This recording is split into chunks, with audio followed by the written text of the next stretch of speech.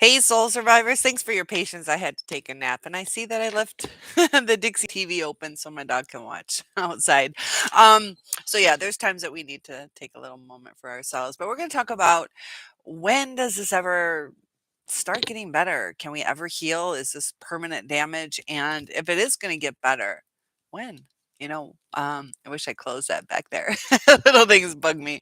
So if you log in, tell me that you'd like me to change it. Feel free to let me know. I'll get up and change it. So I see somebody just logged in. Good to have you here. Thank you for letting me get my little nap in. I had the craziest dream. I dreamt about gravy. So dreams, I think, can tell us what's missing in our life. And I think I'm missing gravy. But the pain can be quite devastating. I did a video, which was a podcast that was quite interesting. Not necessarily that I'm endorsing it, just trying to understand it on psychedelics. And it's almost like reopening your mind and changing it. And it's just a profound experience that you go through. It's pretty interesting.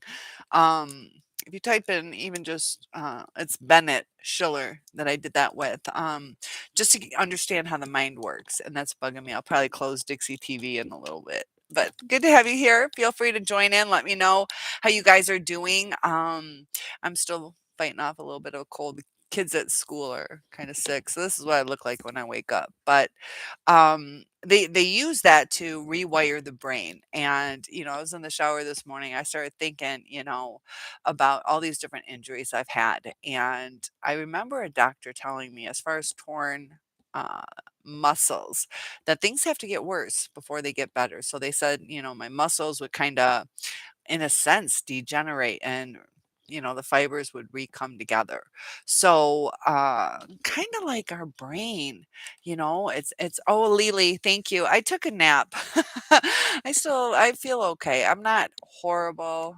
Don't feel the best. It was either you or Dog Defender, one of the two of you. Like, I think it's you who is like burning the candle at both ends. So I'm kind of overwhelmed. I have a half day at school tomorrow, so that is fantastic for me. I need it. Hi, Calibri. So Lily, thanks for asking. But my dream I dreamt about gravy. So I was saying our dreams tell us something, and I'm missing gravy from my life. I need some gravy. Mia, I'm doing okay. I'm doing okay. I had a nice little nap. I needed it. So yeah, there's illness going around our school, but good to be here with you guys. Thanks for your patience. I really enjoy the daily chats. And Mia says hi to K Flyer. I call him Cleaver, you call him K Flyer. That's fantastic. We each have little nicknames for each other. But this can be permanent, and this can be temporary depending on where we go from here. Like I said, with the muscle damage, that doctor telling me that things had to get worse before they get better. And if you think about the cycle that we go through with grief, that it can be a pretty intense experience. And you know, uh, it's almost like in the process of rewiring us, we have to um, guide it. And that's why when I did that interview on psychedelics, I still don't know if I endorse it. 10-15% have bad trips, so I'm not liking that. And it surprised me that it was supposed to be like pretty much a one-time dose, but a lot of it is coming to reality, talking through with a therapist or whatever what your trauma was. And I know with um the way we perceive ourselves, there's times you got to fake it till you make it. You can be nervous, insecure, and never apply for a job, or you can muster up the confidence to do it, even if you had that stage fright, to where you still go on stage, you still perform, and it turns out okay. And each little step like that gets you better and better. So he is related to me. You will get to meet my nephew, good looking guy. So yeah, Bennett. I will type that. Same last name. His name's not Cynthia, but he did a great job. I was very impressed with him. That's my brother's son. But yeah, look him up. You'll enjoy it. he gets quite scholarly with it. And, they do use it in healing. It's had a real high success rate with suicide. Um, People, who were contemplating that. There is a little bit of an increase, but overall, it's almost, it was like, what was it? 97 people did it, and it was like 78 had improved symptoms, 6% had worsening. But, a lot of it just goes to the serotonin, and we can give ourselves some serotonin by the different things that like our serotonin receptors, could possibly be damaged, and that's our feel-good hormone. So, get out there and exercise and touch a pet, just cuddle or, even just, give somebody a hug.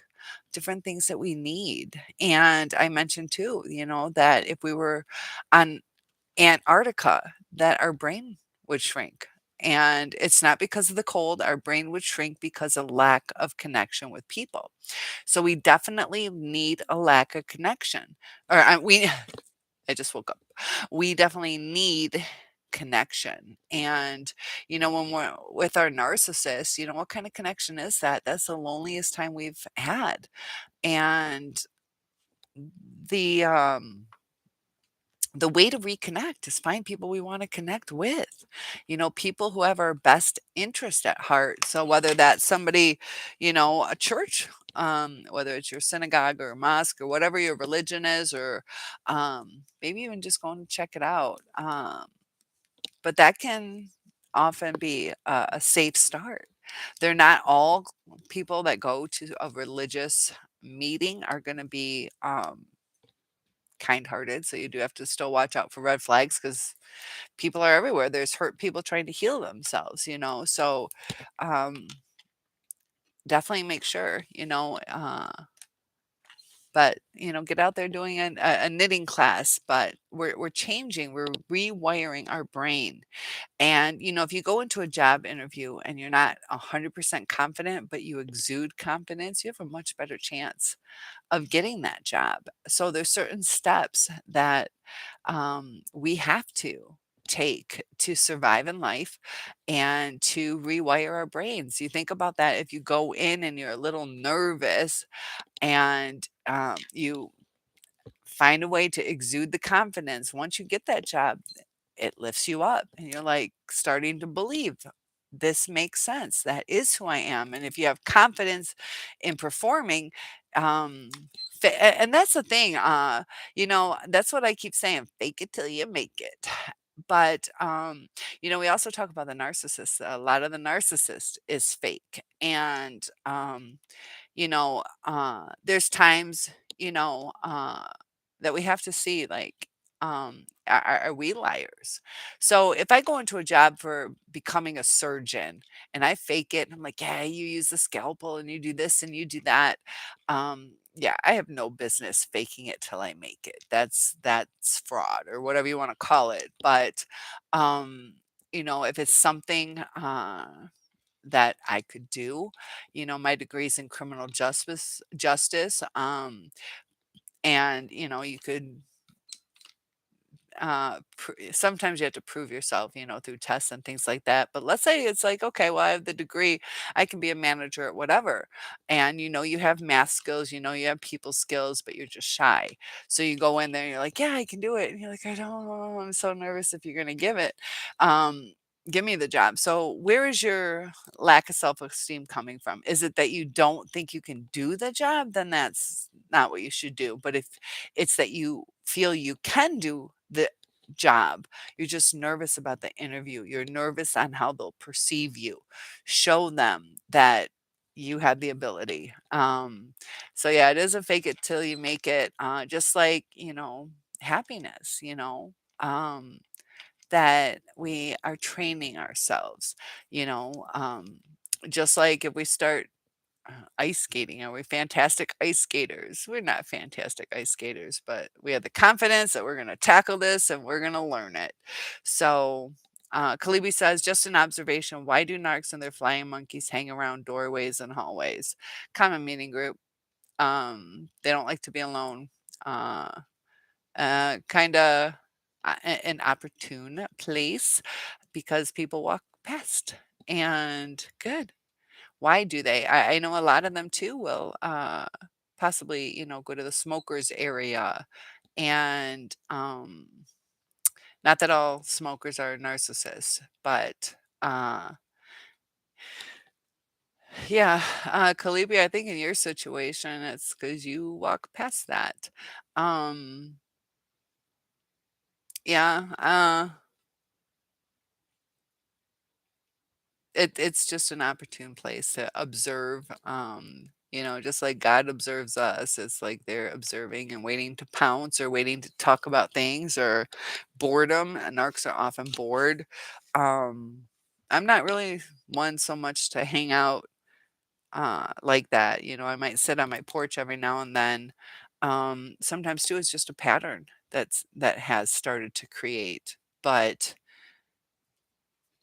yeah, I think that's opportunity presents itself in the hallways and doorways. Um, and they don't even realize it. But Lily says, I've done that a lot in life and made it. So that's excellent that you shared that because it's something we have to do. We're never going to get opportunities if we don't go out there and try for them. So it's even a temporary boost where we're like, I'm gonna do this, I'm gonna do it. Oh, can I do it? Yep, I'm gonna do it. And then you do it. And then you're like, wow, I really did it. And Judy, hi Judy. Sorry I got the Dixie TV open. You guys know I left my shades open so my dog can watch. I call it TV. But Judy, how you doing today? Feel free to let us know because it's a very important topic. When does this healing begin? Is it permanent? So I see a couple of you gave me those thumbs up. I appreciate that. And Judy's saying, hey to everybody. So it's up to us whether it's permanent or not. And the more we abuse ourselves, um, we don't want to be toxic to ourselves. So you guys are interacting. Judy's saying she's okay, and Mia saying hi. So is Calibri, and we have a great group here. But we have to take control of our lives back. We get stuck in depression sometimes, and it's easier for some and harder for others. Also, the different things in our lives. So, just like that. Job thing that I was saying. Let's say we're struggling with money. And so, we either find the confidence, find the energy to go get a job, or we're going to be stuck in a depressed state partially because of our finances. And if something goes wrong, our roof is leaking, our tire blows, um, it's going to cause more stress, and stress can actually lead to brain damage. So we got to be proactive on the different ways that we care for ourselves. Um, I want to close my shades so bad. I'm waiting for somebody with OCD to yell at me. Um, but that's the thing. We all have different kinds of triggers. So we have to address what bothers us, how we can deal with it. Kalibi says, just like today, I refused to renew my membership with the men's group I was in, knowing that several narcs are in there. And now I noticed you said I refused to renew my membership, not I chose not to renew it. You felt pressure to, is my interpretation. You felt pressured. I know they are. I told you about my narc neighbors, and they were out there, one of them. And I was sitting on my couch, and I get a messenger picture of me sitting on my couch. Was that not creepy? He took a picture of me sitting on my own couch. So I think I should. You don't want to subject yourself to such triggers, but your wording is very interesting to me. So yeah, we are taking control of our lives. So I'm glad that you worded it that way. But I had one of one of the people from our group had emailed me, and I mentioned something about building a community here and supporting each other. And, I'm very happy with how things are going. We're kind of talking about wouldn't it be great to do a convention and meet up with each other. And I said, what did I say? 5,000 subscribers. Who was it? Was it you, Lily, who said 3,000? I don't know why. You and Dog Defender, I mix up. And I know who you guys are, but I think it's because I get a lot of great comments from both of you, but also this Brian and Wheeler Nathan. I mix those 2 up. So, Mia says, "Cynthia, I moved away to get away from the stress to the boondocks, and my car broke. Not so much depression, but sorrow for the choices I made, as regarding the narcissist." Yeah, there's times even moving out to those boondocks, that one little thing, it seems that everything's going wrong, you know? We feel that we're escaping. There are times, you have a fresh start, but we also have to realize that a new area is not going to change our inner feelings. So sometimes people, within their house, if they have a spouse that died, might be too many memories, might be too painful, but they still have to process that. Sometimes they'll take down pictures so they don't have those triggers or reminders. But yeah, moving to a different state or out in the country, sometimes too, that makes you lonelier. I went to take care of my dad before he passed, and I stayed there a year and a half or so. They have 20 acres. It was beautiful. They have one neighbor that they were building their house, so nobody lived there. My cell phone didn't work out there. And of course, I never changed it. But that was like a year and a half of isolation. The only people I ever talked to was at the gas station whenever I barely went there. Um, so yeah, we look back and we see a lot of sorrow, the choices that we've made in the narcissist. So it wasn't you, LOL. Yes, it was. No. But Lily, yeah, you have a lot of great comments, and it's so weird. I mix the 2 of you up, and Nathan and Brian I mix up too. As far as a certain who said that one statement, take it as a compliment. I think you're smart and was a good statement. So Judy says February have a settlement meeting. I think we will be seeing a judge for the divorce on April 1st. He does not want to pay spousal support. Yeah, because he feels, you know, why we're breaking up. How long have you been guys? How long were you together? Share some more of your story if you're comfortable doing that. But and you don't have to if you're not comfortable.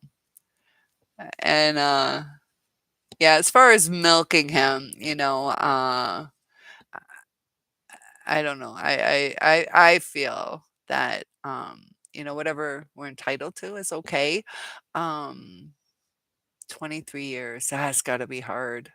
How long was it bad? How long was it bad with you guys? And like I said, if you don't feel comfortable, you don't have to share anything. Just, let me know and I won't keep asking questions like JG got. I don't know.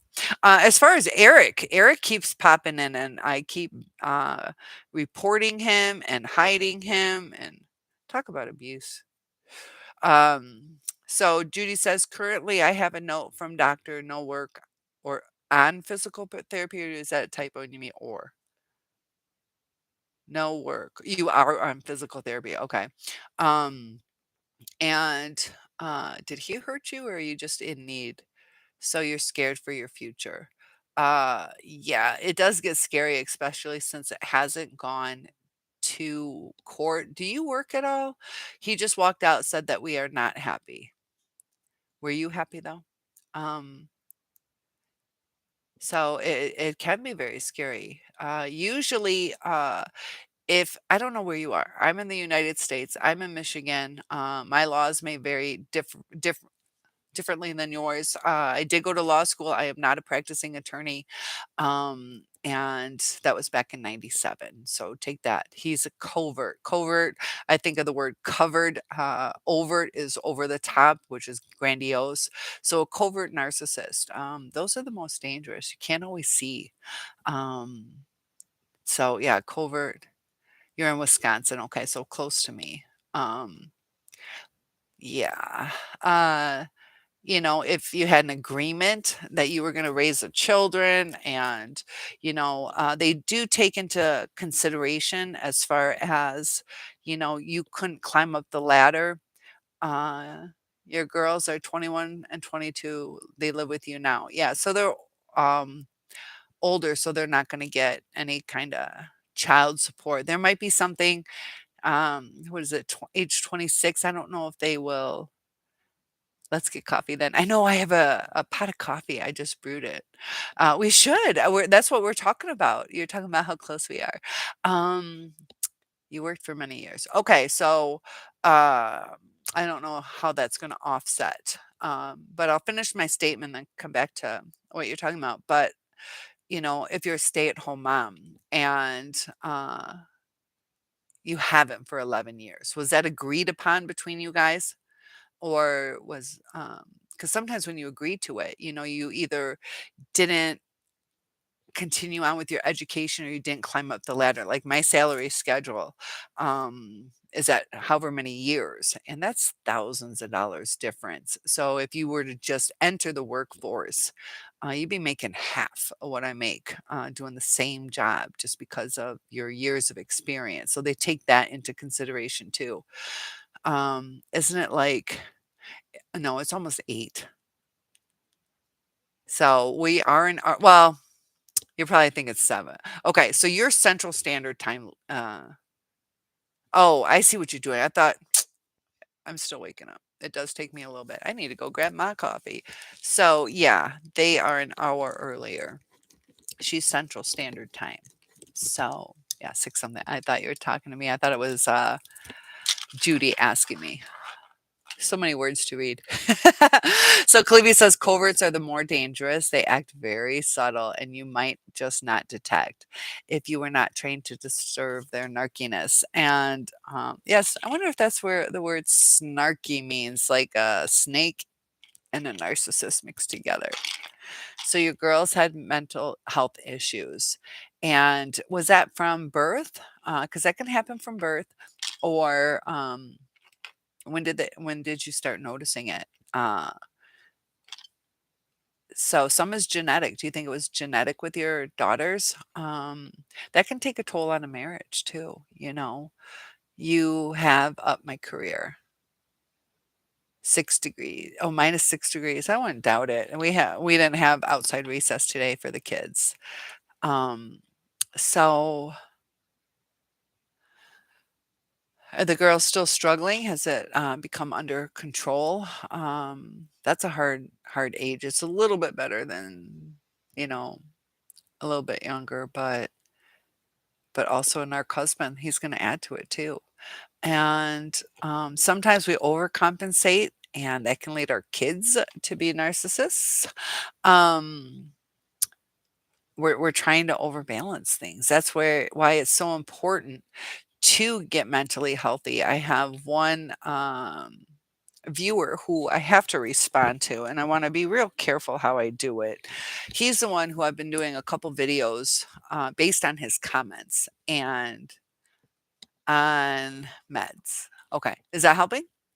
Sometimes it helps, sometimes it doesn't. Sometimes people enjoy it, sometimes they feel that they're cured and stop taking it. Kalibi says, it took me almost 20 years before I discerned and decided what these two narcs are about. They are so good at masking themselves. So just like Kalibi said, 20 years. So if you guys are, kicking yourself that why couldn't I have seen this? A lot of us do that.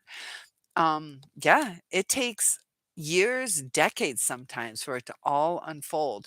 That was the other thing I was thinking about is you think about the new supply and you think about, are they happier? All these things we go through. And, you know, why do they seem so much happier? Why do they seem like they're living on top of the world? We were once that person.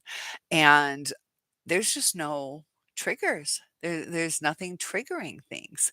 So when you first start a relationship, you don't you're agreeable. Of course, I'd love to go out Friday. It's not, I'm busy. I don't, it just goes with the flow. The effort is there. And as soon as life sets in, that's when the unmasking starts. And Um, but 5 years of therapy, special schooling.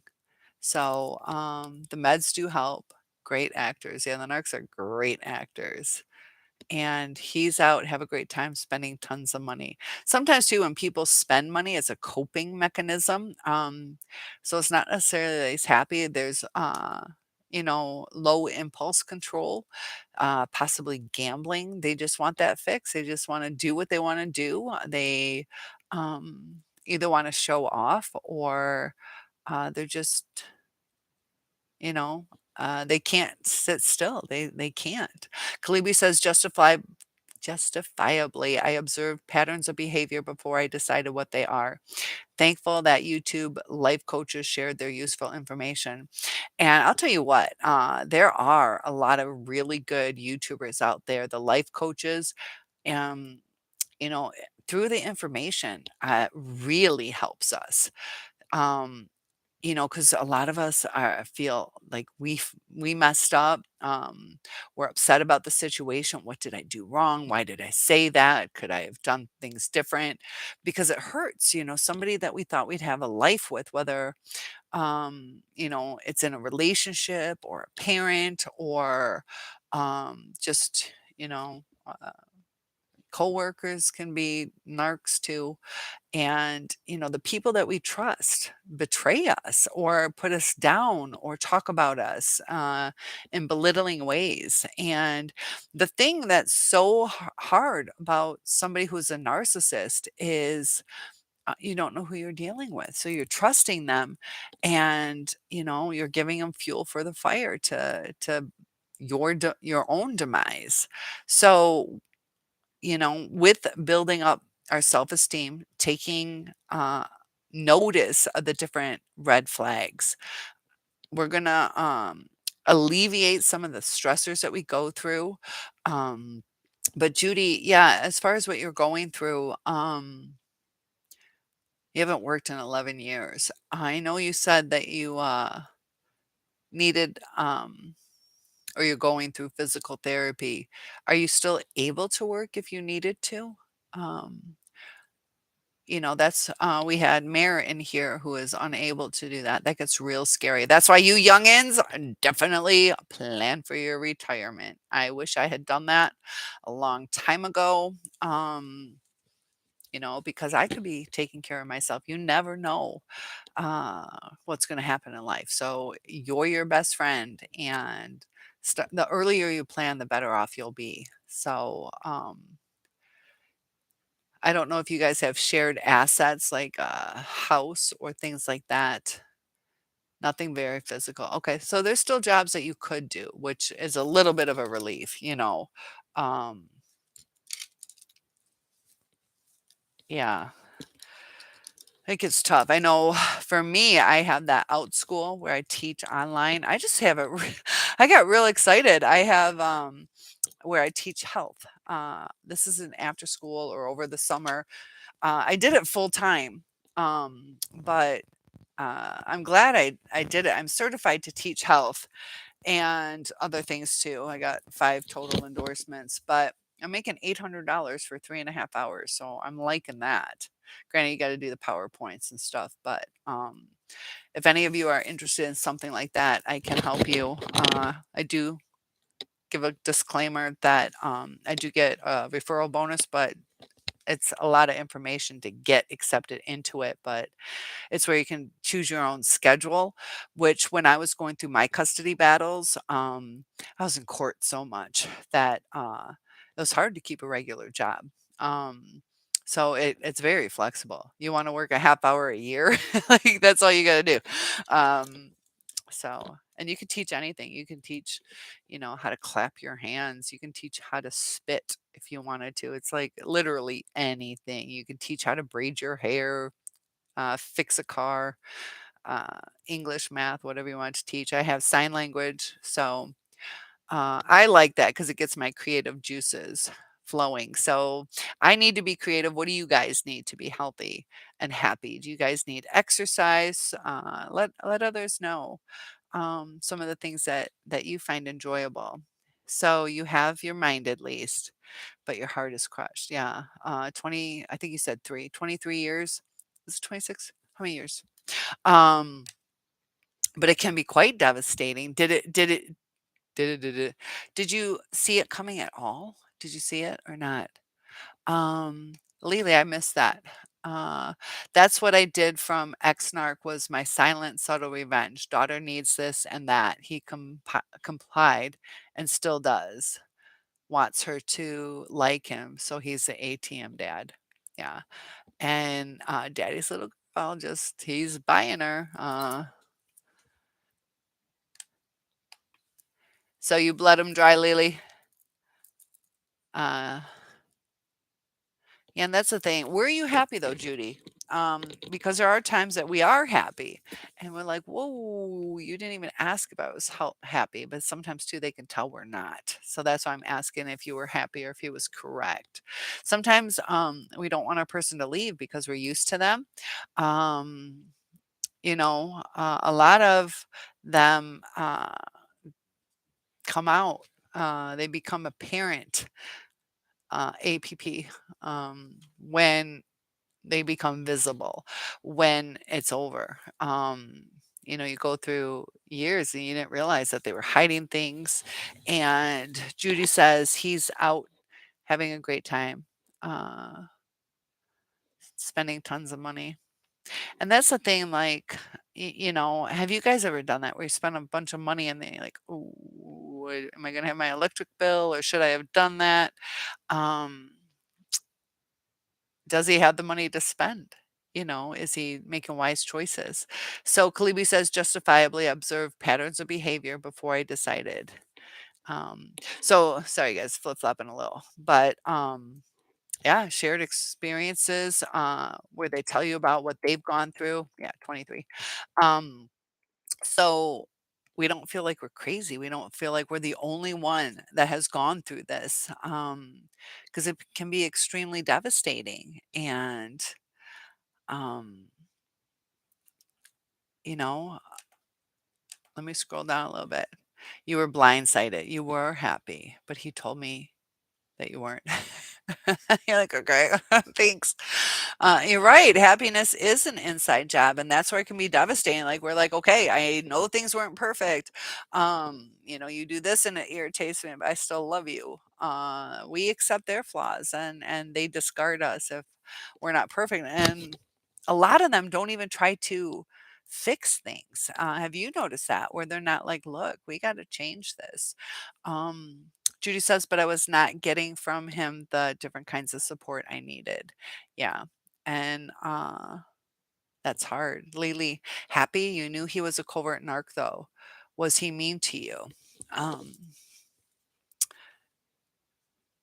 Yeah, how was he mean? 'Cause, there's some where there's the silent meanness, where they're, quiet and, silent treatment, or they don't communicate the right way. Judy says, "I was willing to work, but he never said to me that he was ever unhappy." Yeah, um, so,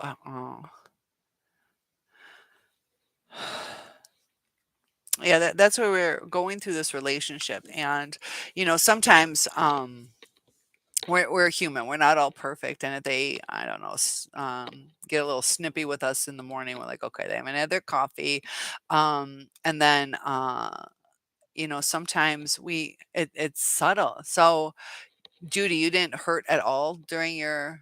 I mean, we all have ups and downs in our relationships, but did you feel lonely in your relationship? The painful part is they have no empathy. Yeah, they're like, get over it. You weren't happy. It's like, no, you weren't happy, and you didn't even try to fix it. And that's the thing when you're married. It's like you took a lifelong vow, and you would think that a lifelong vow, that they'd take it a little more serious. They look at it more as, if I need to, I can get out. It's not till death do us part. It's not as serious as they think. That's the other thing too. Like with, it's interesting with you. You lost a child. My sister. That's when her husband. They broke up. Uh, he was it, I'm sorry, you lost a child. I don't mean to be insensitive. She had a miscarriage. I've had miscarriages. Yours was, already born. How old was your child? That can be quite devastating. Um, that can, so you thought the problem stemmed from this. Sometimes it can. Sometimes it can. Even, and I'm allowed, oh, 3 days. That's hard. Um, one survived. One of, um, is that one of your daughter's twin? Um, so that's hard. And then you almost died as well. Was he supportive or was he, yeah, sometimes, okay. So that that change, they talk about marriage or buying a house or divorce or loss of a parent and loss of a child as well. Traumatic life events can lead to breakups sometimes, or divorces. It just takes its toll. Um, you know, um,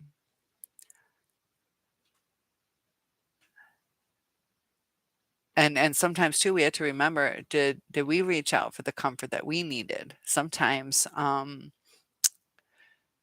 we expect people to have that empathy. But in this situation, both parties were traumatized and different coping skills. Why do you feel that that was? Is that when things started to go downhill?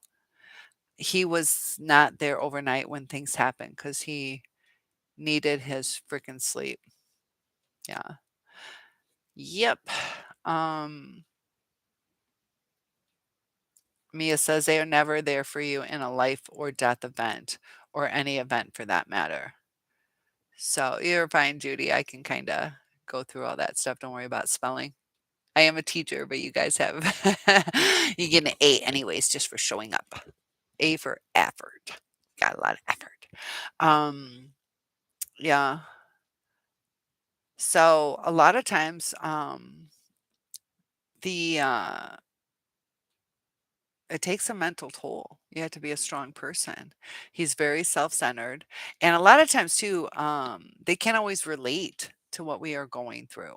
They don't realize, the trauma on our body, the differences in our hormones, possibly postpartum depression. So you were going through, a change in hormones, not saying you suffered from postpartum depression, but your hormones, your exhaustion, um, you know, and, I believe one of your twins was still alive at that time, right? Stayed alive, because that's a mix of emotions. Do we mourn? Are we happy? It's a different life that you're looking at 'cause, sometimes too, you're like, "The 2 of them, we can dress them together," and, it is a change, and I do wanna know if you feel why you feel that was, uh the change, because that was 20 some years or around 20 some years ago, that you feel that was the, beginning of the end. Premature. Yeah. A lot of yeah, I kind of figured when you said twins that it would be premature. Um, hmm, your only son. Oh. So it was a boy-girl twin? Well, your son's playing with my miscarried babies, um, hopefully up in heaven. Uh, you can't have any more children. That's the thing too, like with mine, they wasted so much time promising and promising and promising that I missed out on the childbearing years with this person. I did have some miscarriages, but the way we tried was pretty pitiful. We barely could see each other. He did try, but so never supportive. That's why you learn to not like or love them. Can't get blood from a stone. Sure try. We do. We try, and then you're like, "Okay, Lily was right. You can't." Um, it's sad that, they had that black and white thinking. It's like, "Oh, okay, it didn't work. Let's just," it's like they forget everything. They don't appreciate what they had. They get tempted away and, um, uh, yeah, oh, they're having coffee in heaven. They're probably at right age now too, yeah. See, mine would be, no, 98, 14? 15, well, 14 and a half. I'll let it have coffee. I'll let 'em have some coffee. So, yeah, you learn to live without, and you do appreciate, what you do have if you have grandchildren or, we were lucky my sister was able to adopt a beautiful child and, young young energy running around, lots of love from them. Lily says you can't look for them to comfort you. Find someone different who knows how to care. John is having phone issues and he will be back probably on the 3rd or 4th. He is waiting for some money to come in to get a new phone. Um, so, yeah, his phone's acting up, and I'm not sure if that has anything to do with internet service, um, or if it's just his phone, but, he's waiting on that. So, yeah, I know, I miss him too. So, he'll be back. He will be back probably a couple days. Judy says, "I don't believe the narcs connect soul to soul." Yeah, they have a bond, like, mischievous bond, you know, but they don't, yeah, they don't have the soul to soul bond. They confuse us because, whether it's a sexual, we feel that they're connecting with us, but it's an act to them as far as, they know they got to cuddle with you or they know, tender kisses. They enjoy tender kisses or whatever, but, we're bonding more and, they might like a clean house, so they're like, "Yeah, I clean the house." We're like, "Oh, they clean the house for me." It's like, no, they can't stand a dirty house, and it's not for us, it's for them. So sometimes we mistake certain actions as well. They do the love bombing stage, but you are right that they don't connect soul to soul. So guys, feel free to let me know how your days are going if you guys are, going through certain things that you need to address, or would like to address, because when we rewire our brain, it goes through like kind of a decomposition when we were with our person and during the trauma afterwards, and take it as carte blanche or whatever you want to say, where we can rewire it the way we need it to go, but we can't stay stagnant. The longer we're stagnant, the more we stay in isolation. That's why I brought up the analogy to being in Antarctica, that your brain's going to get smaller. We want to rebuild the brain tissue that we can, the wiring that we can. Judy says, weird that I did see the dark eyes the day he did the discard. Ooh, huh. Dark eyes, they can come from adrenaline. Either he was excited about it or nervous about it. They can still be nervous. How to break the trauma bond. The trauma bond is hard. It can be quite painful sometimes. You will go through something as traumatic as drug withdrawal. They say that breaking that trauma bond is as similar. They relate it to a cocaine withdrawal.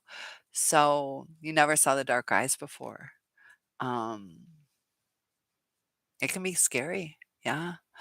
Uh, and the eyes are the window to the soul. You can really see a lot through somebody's eyes. So, like sociopaths and things, they don't really blink and they have a flat affect.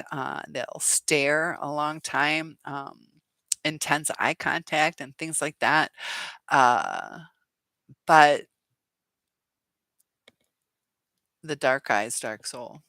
Yeah, and we're talking like the pupil area, so people with, you know, brown eyes, it doesn't mean that they're evil, but you're right. Um, but to break the trauma bond, we have to accept what we can't change. We have to start living in the present and looking forward to the future, planning for the future. And I bet when you saw those eyes, it was extremely scary. It seems like a different person, you know. Um,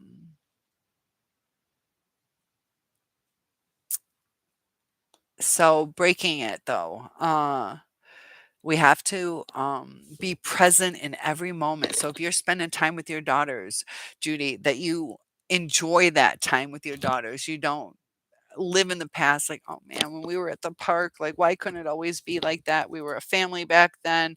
And you're ruminating, you're thinking about the past. Live every day in the moment and start building appreciations and being thankful for what you have in the moment, and purposely do things.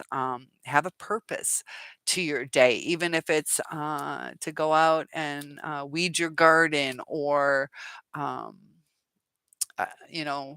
for me, make a difference in kids' lives. So today I'm going to be, super teacher, that you have a purpose to your day, or you're going to take care of your dog a little better today, take him on a walk. Mia says, I mean that darkness, not the color, but the soulness when you look into their eyes. Yeah. And I'm sure that's what you meant, Mia. That just for some of our viewers, I just wanted to clarify that. But yeah, I thought you knew. Um, so as you live in the moment, it starts rewiring your brain that that's where you're getting your serotonin. If you're doing certain activities, you might be getting dopamine from that. That living in the present is going to be more comfortable than living in the past. And Judy says, yes, I would get teary eyed seeing moms and dads with their kids. Oh, I had the hardest time. Yeah. Almost makes you sick. And you're like, I'm not necessarily jealous, but you're hurt. Uh, you're not trying to tear that family apart. You're not trying to interfere with them, but it's a loss. Is that necessarily jealousy? It's not. That gets hard. Is that really jealousy? I think jealousy is when you're not happy for the person. You know, that you want. Like it's a fine line. It's something you want, something you had, and you miss it. So dreams broken. Yep. Um, so did you have any of the reactive stuff going on when he would do something? Did you possibly react? Because they are human. If we do something, they're going to react to it too. We all have our traumas. But you know, a narcissist will do that silent discard where they do things behind your back, so they're started to be tempted, or they're jealous of what somebody else has, so they want it. So they will leave their life to go find, possibly somebody with a bigger house, or uh, different things. The future's gone. Now the future's not gone. Your future with him is gone. So um, we have to remember that, because that's where you can get stuck. If you're like, my future's gone. There's nothing for me. And you have to remember you have two wonderful children. They're still young, but maybe they'll have children. You might be a grandmother someday. Passive aggressive. So there's a lot of passive aggressive with the covert type stuff. Yeah, yep, a covert one. Uh, well, yeah, the overt. Uh, those are the ones that you can spot, and a lot of those will be the vulnerable, where they're throwing dishes and getting in your face, and um, can be quite obvious that they're abusive, throwing little temper tantrums. But the passive aggressive, they might hide something from you. They might like your keys, and not tell you just because they're pissed, and then put them back. Like, I punished her long enough. And it's interesting how there's so many patterns that are so similar. Did he instantly move on with somebody different, Judy? A lot of times they'll have a new supply. That's called monkey branching, where they already hold on to a new person before they let go. Yeah. That seems to hurt too. It's like, whoa, we didn't even break up yet. You're with somebody else. Is she 10 years younger? How much younger is she? She's younger. The silent treatment. Okay. Um, silent treatment, that to me, that's they treat you like you're dead. It makes you feel like you're in the twilight zone, and you're like, "Well, what is going on?" Um, yeah, did you guys, the other people watching, did you deal with this silent treatment? So you're 99% sure. He might be hiding it because you haven't gone to court yet. Um, you know, during this time, are you guys still in the same house? That can be pretty difficult sometimes too. That during the divorce. So I know, I think 10 years younger. Yup. Isn't that interesting that that's what I guessed? You know? Oh, yes. Um, yeah, they wanna live vicariously. They wanna feel younger. They can also train them, but can they train them? That they're not ready. So if this is what I think is, yeah, they think they can train them until the new supply needs to, uh deal with it, and they're not gonna know how to handle it. We're a little bit older. I told you about my analytics, how, most of my channel is, kinda, upper midlife, 45 to 55. There are some older, not that many younger ones, because they haven't really even figured out what, narcissism is. He had an apartment ahead of time. He is losing his looks. Yes, getting older. Yep. Uh, so he's probably freaking out. What's your age difference between him? Fairly close? Are you guys fairly close in age? But yeah, that's very common, very common. And that's what's kind of sad as we get to be older women. We feel like is it, there's this weird shift that you're going to start getting hit on by younger men, and the older men hit on the younger girls. 4 years, okay. 4 years is a healthy, in between, but you know, um,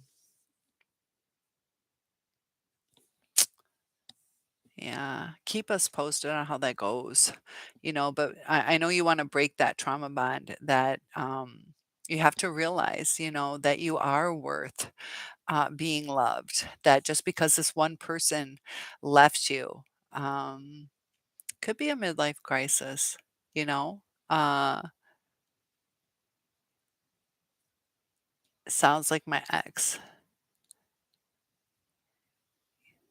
Mm. So yeah, and that's the thing, Lily. I was saying how that, there's so many patterns that are so similar. So, the midlife crisis, it's kind of it can be a selfish self-reflection if you are um in a relationship that you just feel like throwing it all away.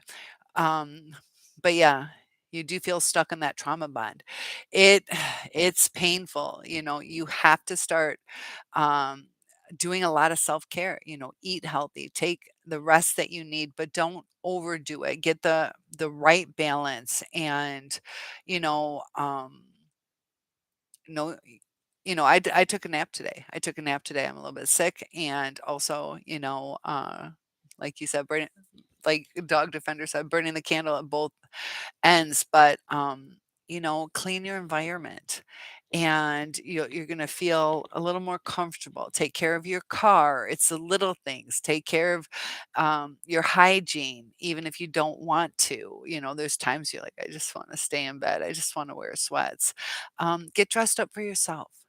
Put on a beautiful dress or some fancy pants, or just your favorite sweater, that you feel good about yourself, that, you're worth your pretty panties for the day. And even if nobody sees them, that it gives you a different feeling about yourself. And then moving forward, um, are we performing how we should perform? Are we doing our best?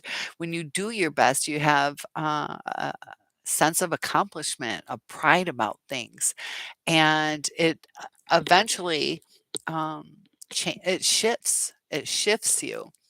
So Lily says, "Ew, I hate saying my so ex snark." Yeah, yeah, it's almost like, why am I claiming possession of this person? They're not mine. See you later. And that okay, I'm glad you brought that up, Judy. We become codependent sometimes. We are trauma bonded. That's where I had said about the shift that happens is that we go into this relationship and they start dominating us. Piece by piece, they control us, they isolate us, and they bring us almost into a childlike state. And if we're like, let's go to Pizza Hut tonight. That's I planned it. And they're like, no, I don't want to go there. You're like, oh, okay. So eventually we stop planning things because they're gonna shut down anything we do. So we're not planning things. They might want to hide finances, so they're paying the bills. So we kind of over time, 20 some years, forget how to pay the bills or what's new. Like, what is this ATM banking or what is this chip card or um I don't have examples that I don't know. But, so we become, dependent and, because we're isolated, that over time, they're pretty much the only people we talk to, and we're like, "Good morning," and they don't even talk to us. We're like, "Whoa!" So we forget we don't have that support system. So if somebody doesn't say good morning to us, we got other people saying hi to us, and we can gravitate towards those people for that day and enjoy them and get by. But we do get very lost, and a lot of us, that's what happens. The intermittent reinforcement. Was yours intermittent where sometimes you felt loved and other times you didn't, or you felt confused? It's the inconsistency that causes the trauma. The inconsistency, the intermittent reinforcement.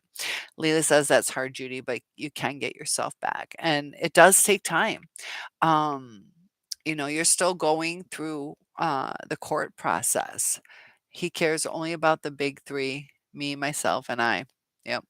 Unless that is a purpose. I think you mean me, myself, and I. You did write O, but I and O are right next to each other. You're talking about the orgasm. Is that a typo or Freudian slip? So Judy says yes. Yeah, the big three: me, myself, and I, back and forth. Okay. So yeah, the intermittent reinforcement, just like Pavlov's dog, training him with the intermittent reinforcement. So you're going to do the act, you're going to show up, and then you shot down. And just as you're about to give up, you showed up 15 times, and finally you're reinforced. And then, you know, they reinforce you for a couple times and let you go, and you struggle. And, uh, you know, it, with the breadcrumbing too.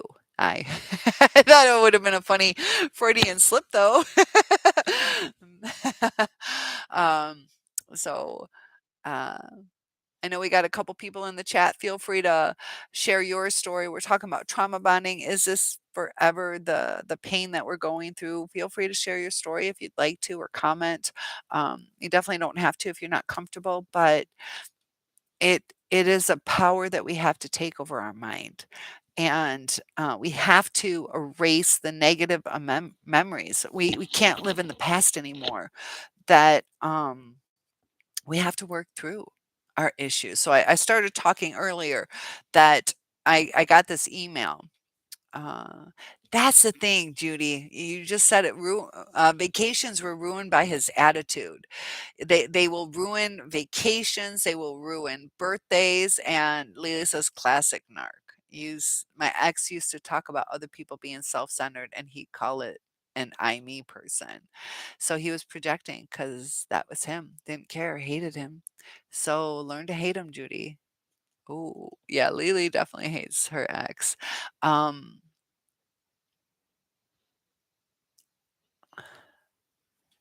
not advocate them. Don't advocate them. I s- You're not advocating. Um, so as far as hate, when we hate somebody, we haven't let go of the anger. We haven't got low. Leela says, I'm not advocating hate, but you do have to channel something.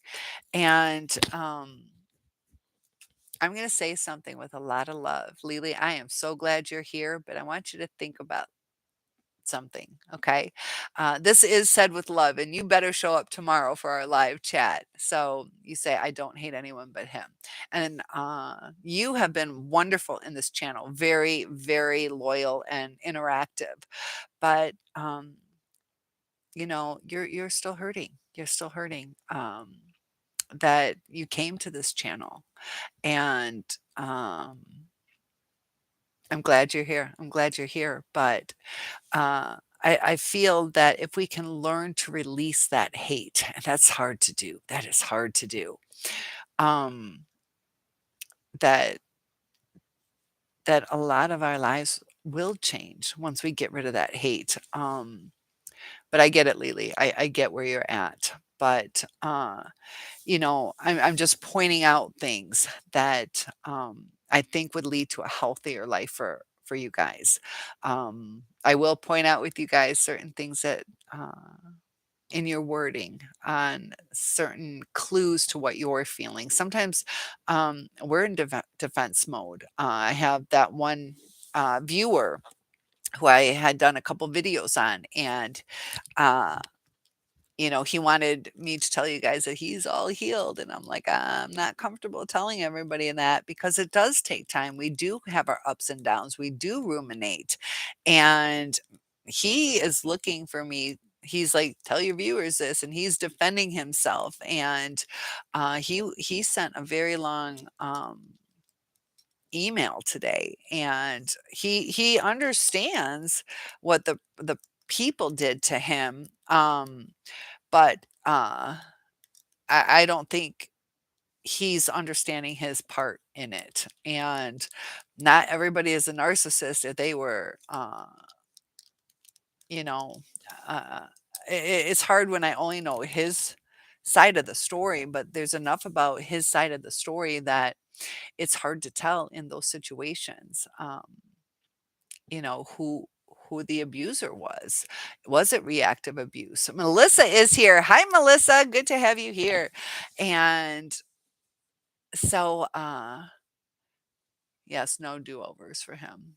And yeah, there's times the trust is broken. How do you get that back? If they're not willing to change, and if they can leave you once, are they going to leave you again?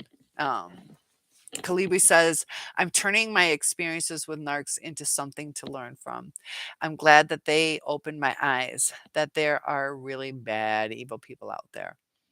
Yeah. And, it's the selfish, um,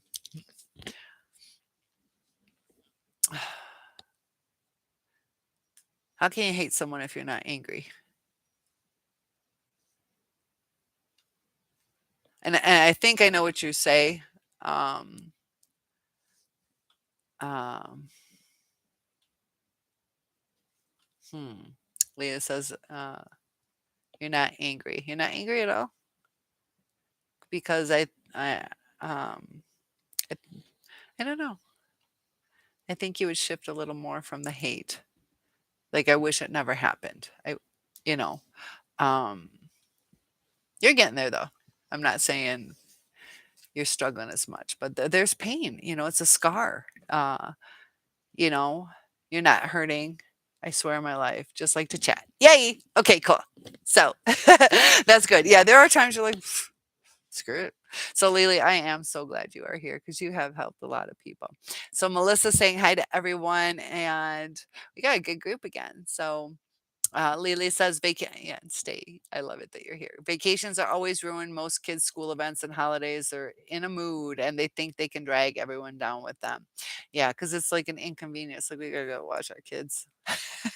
you know, uh, um, that they're not seeing that this is, something extremely exciting for the child or the family. Kalibi says, it's up to us to educate ourselves, to navigate around them and how to deal with them. I am past the anger stage. I am taking my happiness back.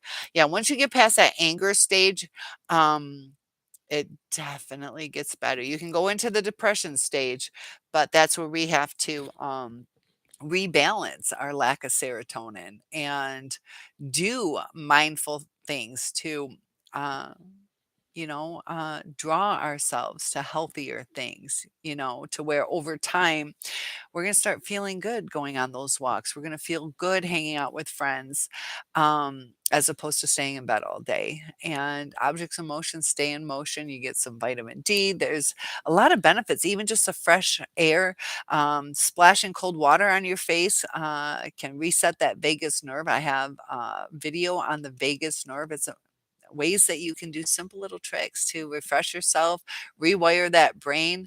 And Judy says narcs are so cruel. It is disgusting. And yeah, and it's hard to comprehend. It's so hard to comprehend how they can do it with not even caring. There's times we make mistakes, but they don't look back as like, oh, I know I shouldn't have done that. Um, "Sorry, I wasn't thinking." They're like, "What? What the fuck?" And that can hurt. So that's a great way to do it, Calibri, though, is to change things. So, uh, me saying hi to Melissa and yeah, educating ourselves is gonna be extremely important. YouTube, channels help me. I had, I'm certified to teach in psychology, but even just the validation that, yeah, it happens. It's not that, you're this big mess and it's your fault this relationship went back. And we do get relieved after a while, Lily. You're right that it's okay. We don't have to go through it anymore. So that's excellent news there. And Lily is able to state to show you that there are times that you will get over it. You won't remember as much. Also, I talk about don't focus on. We got Valentine's Day coming up in like 2 weeks. So I don't want you to think about Valentine's Day like, "Oh, I'm all alone and, they probably won't call me," or having your cell phone like, are they gonna text me? What is today gonna bring? Take charge of today, that day. Either do something, you know, that you're gonna enjoy. Even if it's, watching, a movie or snuggling with an animal or take your friend or your daughters to like well you know they have like a hot tub thing I like to go to. I just go with my friends. I don't have to have it a romantic date.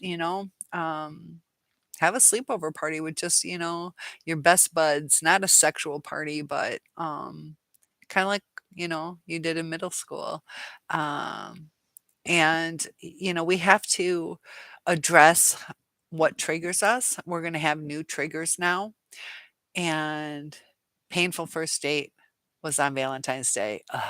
Yeah, Valentine's Day for me is when I got discarded. We were supposed to be rebuilding our daughter or our our life, and we had a daughter together. So I get a speeding ticket on Valentine's Day, and that's the discard. Yeah, speeding ticket.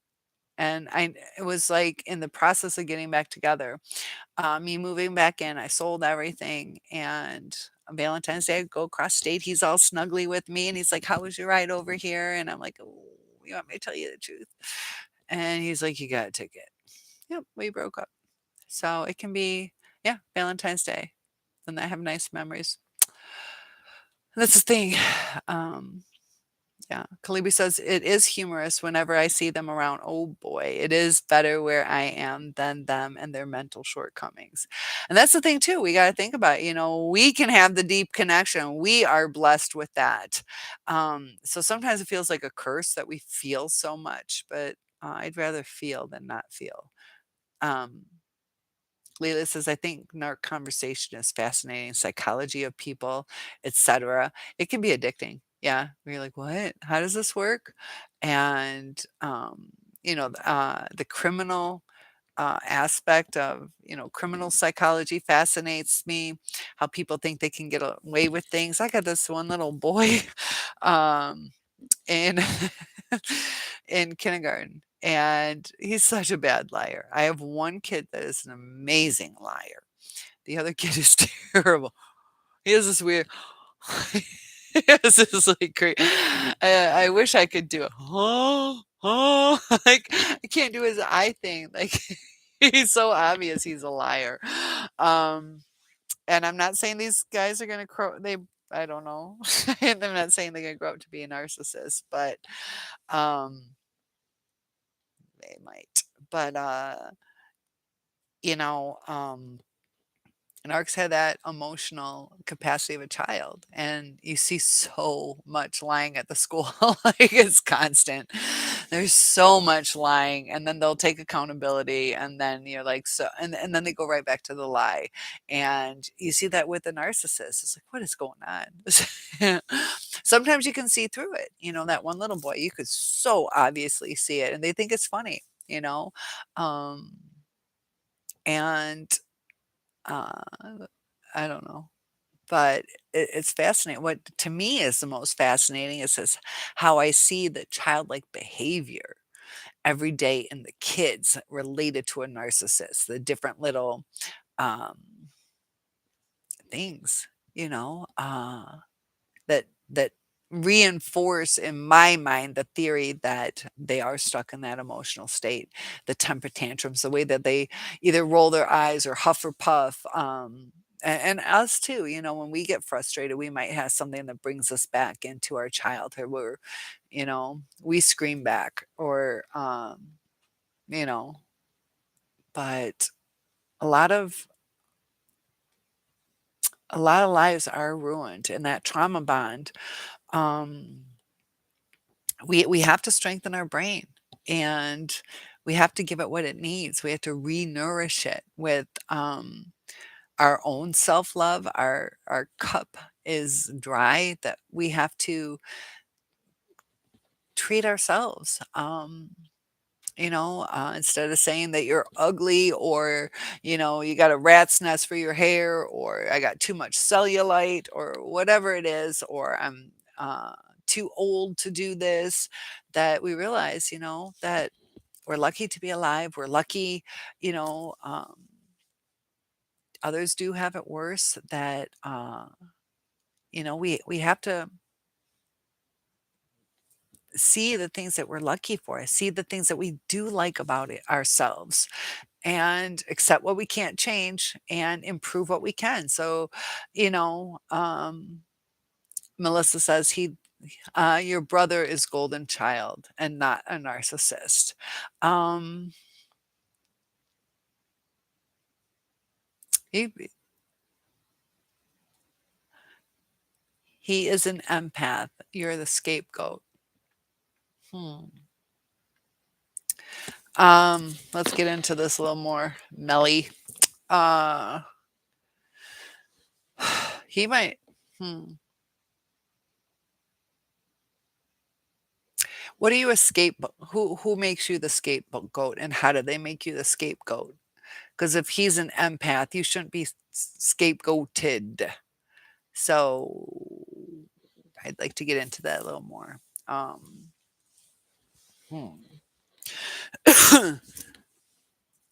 Who makes you the scapegoat, Melissa? Lily says, I was never hurt over him, the narc. However, I did have many heartbreaks from regular relationships that ended with non narcs. So I can understand hurt. Yeah, you had mentioned that too, that you never hurt over them. That I think you saw it. Um, and maybe you just realized there wasn't the connection. Uh, would you say, looking back, that you were truly in love with them, Lily? Because that can make a difference. You can have like a roommate kind of love affair, that you're like, whatever, it didn't work. Oh well, on to the next. But sometimes when you're truly in love with the person, um, who my mom and narcissist stepdad. Okay. If so if he's an empath, does he try to help you? Does he correct what stepdad's saying? Anything like that? Or does he just um because if he's an empath, he'll stand up for you. If he's gonna fly with this golden child thing, he's taking his stature and enjoying it, not wanting to disrupt being the golden child. So he's liking the place they put him. And does he stand up for you? That makes a difference. Because sometimes too, omission to act can be kind of hurtful too. Um, Yeah, that's where it gets tricky though, that, how does he treat you? And I'm not saying and that's the thing, like, some kids are lucky, they get to be the favorite, can do no wrong, and, you know, um, but they can, reap the benefits from that and appreciate it too. Stepdad, AKA mom's fiance. So, um yeah, I'm just wondering, I can see they put that on you as a scapegoat, goat, but if he's an empath, and you're an adult too, so you probably don't live with them, so but hmm. Yeah, there are people that, even if you have a narcissistic parent, but I noticed you said fiance, so I don't know how long you've been in the narcissistic abuse. Some people are engaged forever and some it's a year or two. But breaking free, you know, um, sometimes too, just the foods we eat healthy that, you know, uh,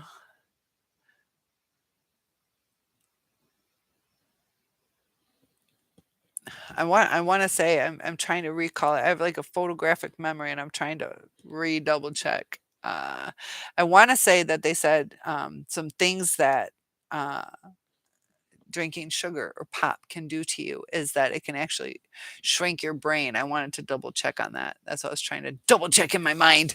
But sugar, if you can get rid of some of the sugar, eat a little healthier. That it gets you addicted. People are addicted to sugar, and it takes a little bit of time. Um, and a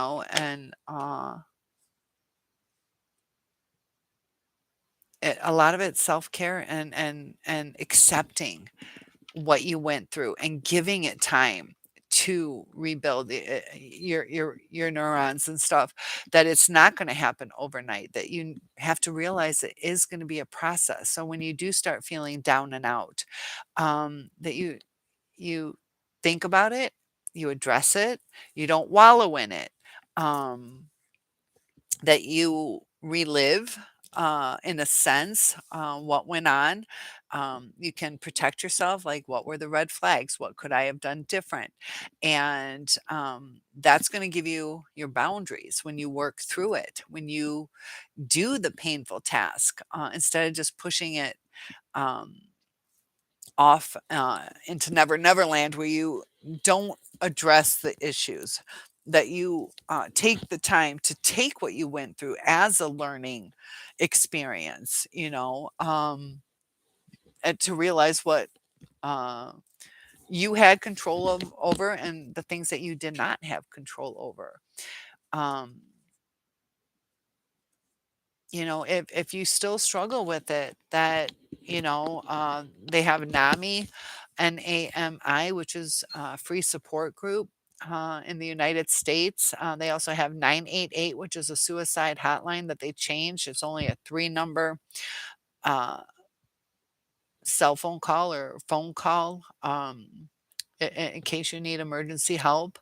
That you build up your support system. We need to have a support system to break out of this trauma bond, because some of us feel so lonely or unworthy, isolated, that if we can have people understand us, we've been lost for a while, that some people are going to tell us just snap out of it, or couldn't you see it coming, why didn't you leave before, and they don't understand how we were trauma bonded. And if they can't understand, they're not going to relate to us and give us the right kind of advice. um just like if somebody doesn't understand diabetes and they give you horrible advice, that's why we need people who understand it to give the right kind of advice. Oops. So, Kalibi, what's been going on with your apartment um, drama? Was it settled down today? Even in the cold, it's still that crazy. My goodness. And so yeah, I know a lot of us have trauma. You are right as far as, the loss of a child could change things, and sometimes we start going back to that. It was a traumatic event for us, and we start feeling sorry for ourselves. Why did that have to happen? It changed the whole course of my life. Um, that things usually happen for a reason, and um we may never know what it is, that we have to trust the process, that maybe something more devastating would have happened. There was sometime I told you that story about this guy I dated in 10th grade, and I really wanted it to work out, probably because I was just so young, but what was it, we went on a couple dates, but I remember being really sad, and he's he killed his girlfriend. He murdered her with a baseball bat, murdered her and beat up somebody else, but that could have been me. So do I uh, pout and wish I was with him and wish my prayer was answered? Because I just happen to know a friend uh, that we had in common. I didn't know that for 2 decades, that he murdered someone, and it's legit and true. So we don't always know what happens to somebody, but um, that that's a brutal beating, you know. So what's the karma? Sometimes we don't know. Like if that friend in common didn't tell me, I would have never known he did that. I would have never known he was a murderer. Um, and he attacked two people. I don't know what the situation was. I did run into him at a bar in Chicago. I dated him in 10th grade. Didn't see him again till I was like 21. And he was dancing on the dance floor and slam dancing and slipped and fell, and everybody's laughing at him. And I'm like, oh my gosh, is that him? And so he ended up, you know, um, getting into cocaine, and yeah, just somebody I was really glad that I didn't end up with. He was just depressed. He needed coping skills that he wasn't with me. So, but yeah, there's a lot of twists and turns in life, One little thing, just like, did you guys see, was it Kansas City game against the Bengals? That was right. 2020, neck and neck and neck, and then one little mistake. We pushed unnecessary roughness, and within the last, what was it? How many? Trying to remember. 90 or 30 second, I can't remember. What was it, 3 minutes? I don't remember, but it was like down to the end. I think it was 3 minutes, and everything changed, that they ended up winning. They're going to go to the Super Bowl. Would they have foreseen that at the beginning of the game? Would they have foreseen that at halftime? We have to let life play out.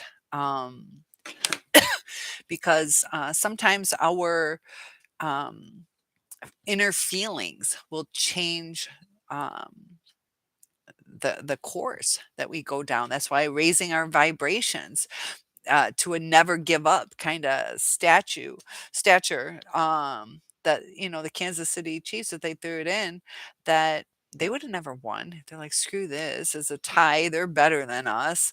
Um, and just gave up. They pursued their dream till the end, and unfortunately, not everybody gets their dream.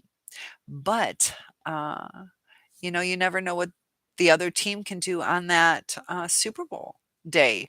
Maybe some of them might get a little hanky panky and create a baby, or work on some invention. I mean, you never know what happens. I definitely dodged a bullet. It was a baseball bat, but could have been a bullet legit too. That's some scary stuff to look back, and I dated somebody who murdered someone. Um, that messes with your head. Uh, and you got to pick up on red flags. How they handled their childhood, do they are they um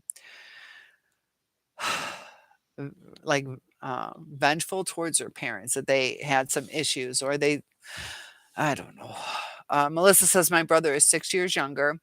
I've been abused by a narcissist about 17 plus years. I've been not abused since 2018. You've been free from abuse since 2018. That's okay. Sometimes it's hard. How do I express this? Your grammar's fine. I understand you. Don't worry about that. Yes, you've not been abused since 2018, which is about 4 or 5 years. So depending on when it was, but so at least you've been out of the abuse. It can still be quite painful. And so, yeah, the brother's the baby. Okay, so he's yeah. And this is interesting too, because I'm assuming you're female. I know you are, but that it's a little trying to be politically correct, not to assume, because there are some people, but I don't know why I said that, because I know you are a girl, but sometimes too, yeah, somebody wants a son and they forget about the girl. They had that a lot in China, that they could have one child. Now they realized over in China, I told you guys I went there, um, that they can have two kids now. But yeah, uh, huh. I wonder if that has something to do with the sex, that he was a boy, not just the youngest. Birth order and gender. Um, I want to study that more because I got so many things going through my mind. I just want to make sure I present it correctly. But birth order definitely has something to do with some of our outcomes in life, how we feel about ourselves. I also say if there's 7 years difference, that it's almost like a new rotation of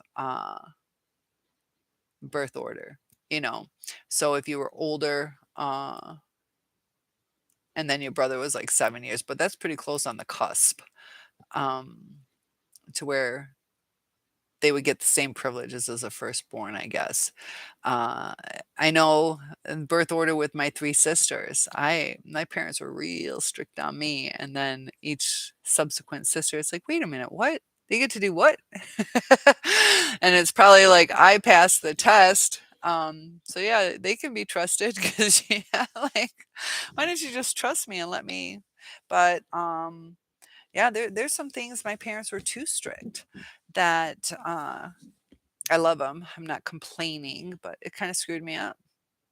So that sounds like a complaint. They did it for a good reason, but yeah, you guys will see that I'm pretty naive sometimes, and uh, Just like this drives me crazy. You try to search for something, and if you don't have a point of knowledge, it's hard. So if I as an example, if I said, "Go look up how to spell phonics or how to spell phone," and your point of reference is all sounds that is a letter F. So you're gonna search the rest of your life how to spell it, going through dictionaries and Googles and thesauruses and whatever it is where you can try to find this word and match it up to the sounds. And if somebody had just given you the information, sometimes a PH makes an F sound. Um, you wouldn't have wasted your whole life searching in a direction just because sometimes we need those little points of reference, and I don't have some of those points of reference. So you're trying to live the right life, but you don't have the points of reference to help guide you. So sometimes being too strict makes a difference.